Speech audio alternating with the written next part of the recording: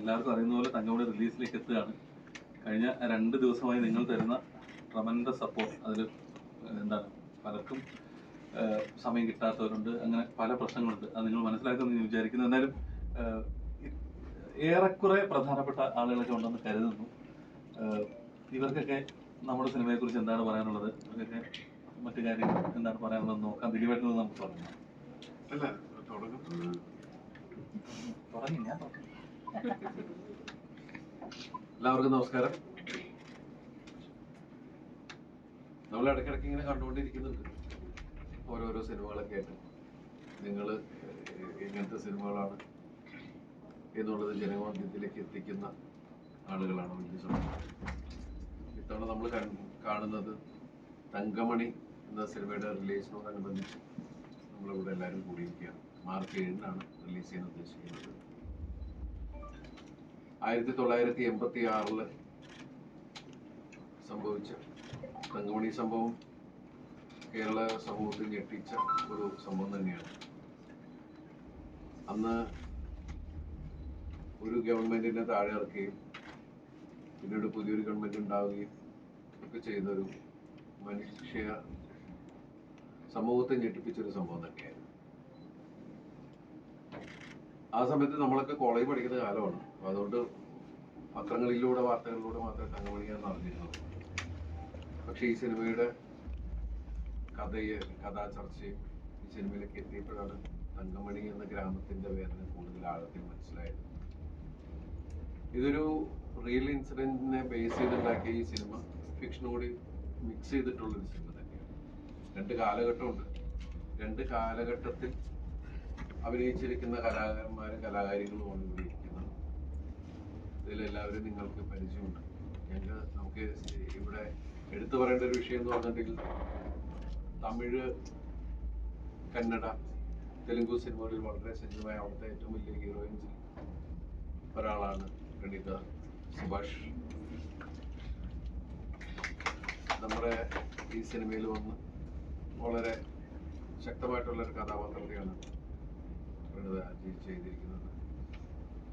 അതുപോലെ തന്നെ മലയാള സിനിമയിൽ സജീവമായിക്കൊണ്ടിരിക്കുന്ന നീതപിള്ള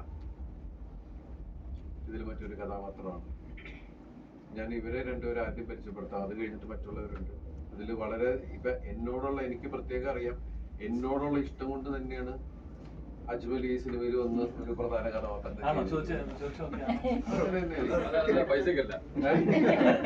പൈസ വല്ലതുണ്ടോ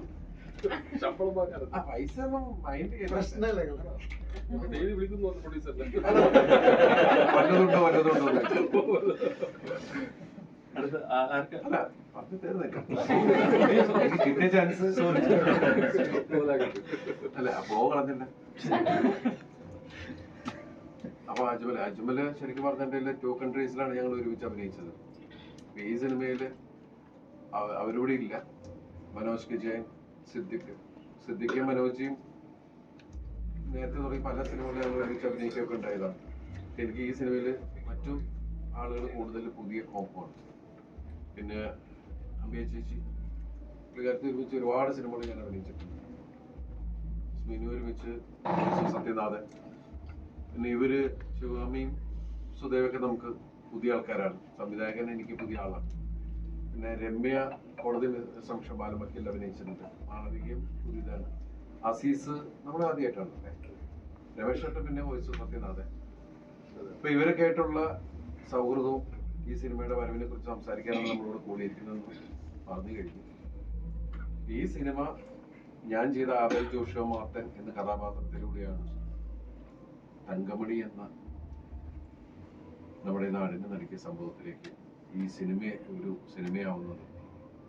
അപ്പൊ ആ സിനിമയുടെ വിശേഷങ്ങളും ബാക്കി എല്ലാവരും നിങ്ങളുടെ ചോദ്യങ്ങൾക്കനുസരിച്ച് പറയുന്നതായിരിക്കും. അങ്ങനെയൊക്കെയല്ലേ എന്റെ രീതി.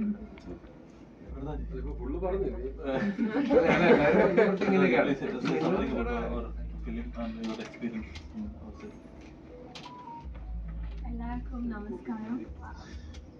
Very happy to be here in the Malayalam industry and for my debut Malayalam movie where Dilip sir is starring. I think it's amazing, and the entire team, Natish sir and producer Sir Garu, everyone's really taken very good care of me. And when I first came to the set, A, I didn't know Malayalam, and B, even the role was very new to me because it's a cop role and this is the first time I was donning a khaki. And I really wanted to thank the entire team for putting in that effort because by the last day, I think they could also envision that cop in me. So I really enjoyed the entire experience and I'm really looking forward to the movie and I hope you all love it. Azeez bhai എന്താ പറയാനുള്ളത്? ദിലീപേട്ടൻ പറഞ്ഞ പോലെ ഞാൻ ഒരുപാട് കാലത്തെ എൻ്റെ ആഗ്രഹമായിരുന്നു ദിലീപേട്ടൻ്റെ കൂടെ ഒരു പടം ചെയ്യുക എന്നുള്ളത്. പക്ഷെ അത് ഞാൻ ഏറ്റവും കൂടുതൽ ആഗ്രഹിച്ചത് ദിലീപേട്ടൻ്റെ ജോണർ നമുക്ക് എല്ലാവർക്കും നമ്മൾ ഏറ്റവും കൂടുതൽ ഇഷ്ടപ്പെടുന്ന അറിയാലോ, ഹ്യൂമർ, ജനങ്ങളെ തിയേറ്ററിനെ ചിരിപ്പിച്ച് കുലുക്കുന്ന ആ രീതിയിലുള്ള സിനിമയാണ് ആഗ്രഹിച്ചിരുന്നത്. പക്ഷെ ഒരുപാട് വ്യത്യസ്തമായിട്ടുള്ളൊരു ക്യാരക്ടറാണ് എനിക്ക് ദിലീപേട്ടൻ്റെ സിനിമയിൽ കിട്ടിയത്. അത് എന്നെ വിളിച്ച ജീഷ് ഭായോടും ഞാൻ മതിയെന്ന് സമ്മതിച്ച ദിലീപേട്ടനോടും എനിക്ക് ഒരുപാട് സന്തോഷമുണ്ട്.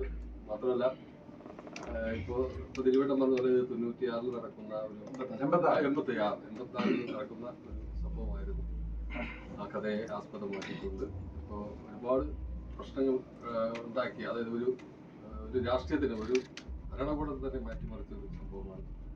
ഇപ്പോൾ ഒരുപാട് പേർക്ക് സത്യം പറഞ്ഞാൽ ഇത് അറിയത്തില്ലായിരുന്നു. പക്ഷെ നമ്മുടെ ട്രെയിലറും നമ്മുടെ സോങ്ങും ഇതൊക്കെ ഇറങ്ങിയതിന് ശേഷം ഒരുപാട് റിയാക്ഷൻസ് വീഡിയോ യൂട്യൂബിലൊക്കെ ഇറങ്ങിയിട്ടുണ്ടായിരുന്നു ഇതിനെക്കുറിച്ച്, സിനിമയെക്കുറിച്ച്. അപ്പോൾ അത് കണ്ട് ഒരുപാട് പേർക്ക് മനസ്സിലായിട്ടുണ്ട്. എൻ്റെ അടുത്തൊരു സുഹൃത്ത് ചോദിച്ചു എന്താണ് തങ്കമണി സംഭവം, അതാ ഈ പടം എല്ലാവർക്കും മനസ്സിലാവും. ഞാൻ പറഞ്ഞു നിനക്ക് എന്നതിൻ്റെ മൊയ്തീൻ്റെ കഥ അറിയാമോ എന്ന് ചോദിച്ചു. ഈ പടം കണ്ടിട്ടല്ലേ മനസ്സിലാക്കിയത്, അതുപോലെ ഇത് നിനക്ക് മനസ്സിലാവും, എല്ലാവർക്കും അറിയാവുന്ന ഒരു സംഭവമാണ്. എന്തായാലും ദൈവാനുഗ്രഹം കൊണ്ട് ഈ പടം മാർച്ച് 7-ാം തീയതി റിലീസാണ്. നമ്മൾ വലിയ ആധികാരികമായിട്ടൊന്നും ബാഹുബലി മോഡലൊന്നും സംസാരിക്കുന്നില്ല. ഒരു കുഞ്ഞ് ഫാമിലി സിനിമയാണ് നമ്മുടെ തങ്കമണി എന്ന് പറയുന്നത്.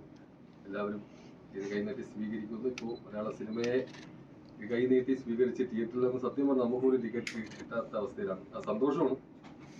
അതുപോലെ നമ്മുടെ സിനിമയും ഇത് കൈനീട്ടി സ്വീകരിക്കണമെന്ന് ആത്മാർത്ഥമായി പ്രാർത്ഥിക്കുന്നു. കാര്യം